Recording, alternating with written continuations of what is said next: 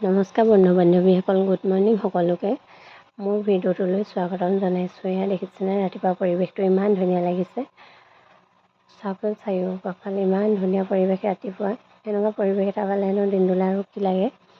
কালি মানে কথা এটা হ'ল, ঘৰলৈ গৈছিলোঁ, ঘৰৰ পৰা ঘূৰি আহোঁতে সন্ধিয়া হ'ল।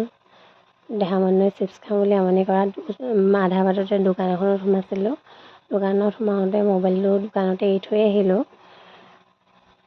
পাহৰি থাকি আহিলোঁ, যিহেতু গম নল'লোঁ, বাটতো বিচাৰ নল'লোঁ মোবাইলৰ কথা। আহি ঘৰৰ পৰাই দেখোঁ মোবাইলটো থাকি আহিলে।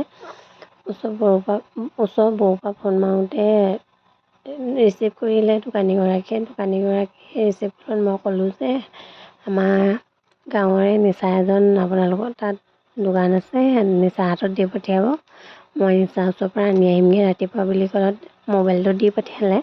সেইকাৰণে ৰাতিপুৱাই নিবলৈ বুলি আহিলোঁ মই। চাওকচোন পৰিৱেশটো ইমান ধুনীয়া।